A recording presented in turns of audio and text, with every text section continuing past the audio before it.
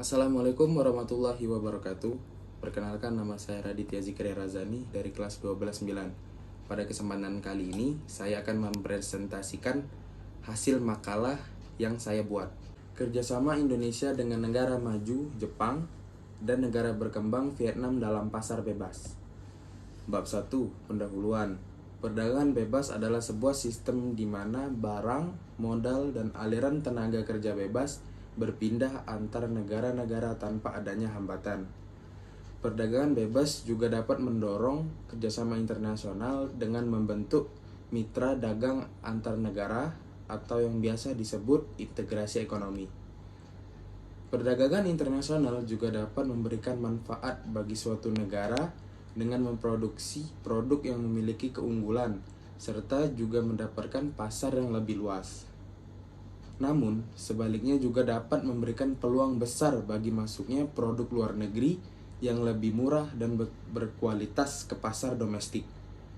Pemerintah Indonesia secara agresif membangun beberapa strategi diplomasi dan mengadopsi kebijakan perdagangan yang berwawasan keluar melalui serangkaian perjanjian perdagangan bebas baik bilateral maupun multilateral. Bab 2. Pembahasan. Pada makalah ini, saya mengambil contoh kerjasama Indonesia dengan negara maju, Jepang, dan negara berkembang, Vietnam.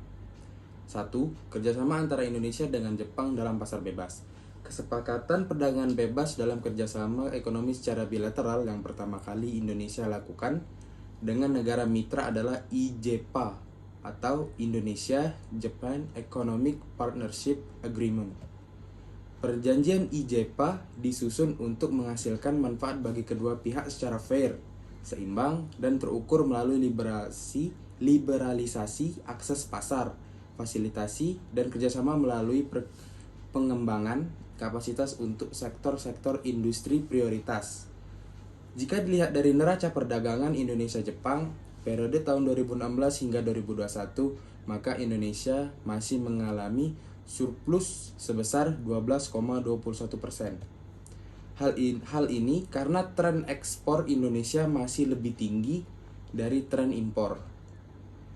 Dalam kerjasamanya dengan Jepang, Indonesia memiliki perjanjian dengan Jepang untuk bersama-sama mengelola hasil alam dari kedua negara tersebut untuk menjadikan barang-barang yang sudah tersedia dapat diimpor maupun diekspor dengan perjanjian bebas bea masuk dan bea keluar. Perjanjian tersebut dibuat untuk mempermudah alokasi barang sehingga mampu mempercepat pertumbuhan ekonomi di Indonesia maupun Jepang. Dengan perjanjian ini, ekspor barang antar kedua negara secara bertahap akan terbebas dari pajak dan bea masuk lebih dari 90%. Berbagi keuntungan kedua negara, serta dihitung pula persentase pertumbuhan kontribusi nilai ekspor sebagai akibat dampak IJPA. Bila terdapat kenaikan persentase pertumbuhan kontribusi setelah berlaku efektifnya IJPA, maka IJPA berdampak positif bagi kedua negara yaitu Indonesia dan Jepang. Yang kedua, kerjasama antara Indonesia dengan Vietnam dalam pasar bebas. Vietnam yang berada di pusat Asia Tenggara memiliki begitu banyak hal menarik untuk ditawarkan. Volume perdagangan yang dilakukan Indonesia-Vietnam pada tahun 2018 mengalami peningkatan yang sangat signifikan sebesar 30% menjadi 8,45 miliar dolar dari 6,82 miliar dolar pada tahun 2017. Nilai perdagangan bilateral meningkat menjadi 9,1 miliar dolar pada tahun 2019. Sektor industri manufaktur atau pengolahan merupakan komponen utama dalam pembangunan ekonomi nasional. Ekspor Indonesia ke Vietnam meliputi berbagai macam barang.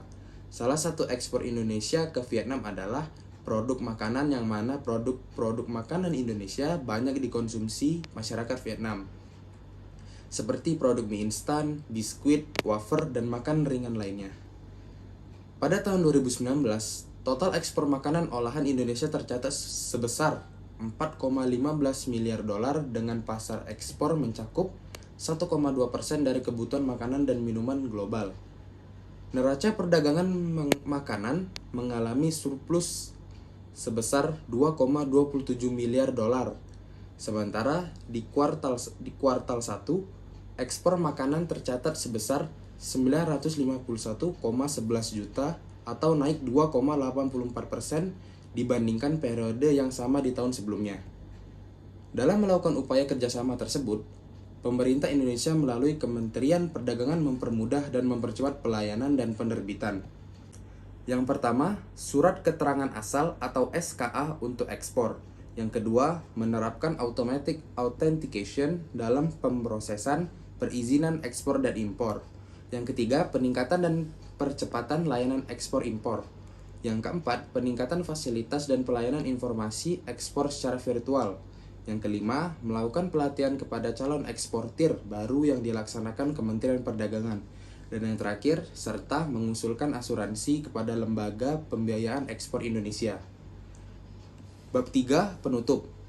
Kehadiran Indonesia sebagai negara kepulauan terbesar di kawasan Asia Tenggara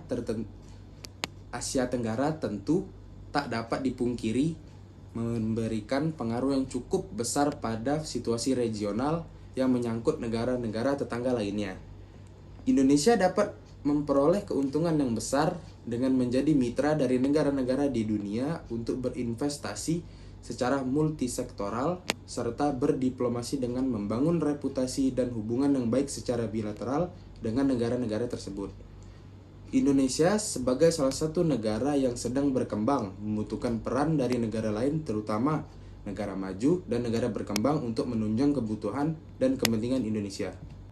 Demikianlah penjelasan singkat mengenai makalah yang saya tulis. Mohon maaf jika ada kesalahan.